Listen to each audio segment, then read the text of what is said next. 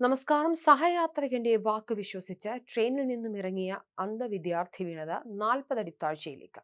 Blind football മത്സരത്തിൽ പങ്കെടുത്ത് തീവണ്ടിയിൽ തിരിച്ചു വരികയായിരുന്ന മലപ്പുറം സ്വദേശിയായ വിദ്യാർത്ഥിയെ യാത്രക്കാരിൽ ആരോ ക്രൂരമായി പറ്റിച്ചു. തൃശൂർ റെയിൽവേ സ്റ്റേഷൻ എന്ന് കരുതിയാണ് സഹയാത്രികന്റെ വാക്ക് വിശ്വസിച്ച് യുവാവ് പുറത്തേക്കിറങ്ങിയത്. എന്നാൽ ചെന്ന് വീണത് 40 അടി താഴ്ചയിലുള്ള ചതുപ്പിലേക്കാണ്. 100% കാഴ്ചപരിമിതനായ വിദ്യാർത്ഥിയോടാണ് ഈ കൊടും ക്രൂരത കാട്ടിയത്.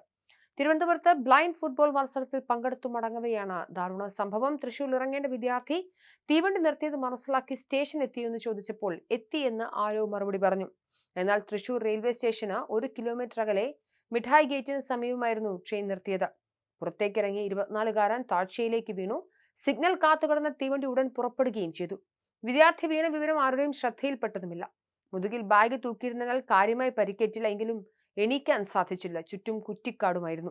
സമീപത്തൊന്നും വീടുകളില്ലാത്തതിനാൽ സംഭവം ആരും അറിഞ്ഞതുമില്ല.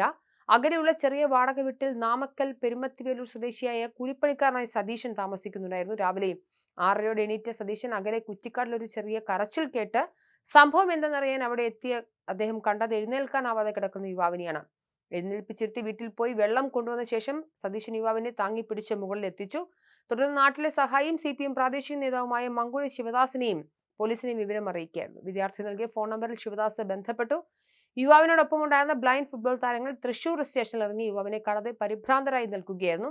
യുവാവിന് പ്രാഥമിക ചികിത്സ നൽകി സതീശനും ശിവദാസും ചേർന്ന് വാഹനത്തിൽ കയറ്റി കൂട്ടുകാരുടെ അടുത്തെത്തിച്ചു. തീവണ്ടിയിൽ നിന്ന് വീണപ്പോൾ നഷ്ടപ്പെട്ട റെയിൽവേ പാസും മറ്റു രേഖകളും റെയിൽവേ പോലീസിൽ നിന്നും വാങ്ങി യുവാവിനെ അയച്ചു കൊടുക്കാനുള്ള ശ്രമത്തിലാണ് സതീശനും ശിവദാസും. B.Ed വിദ്യാർത്ഥിയാണ് അപകടത്തിൽപ്പെട്ടത്.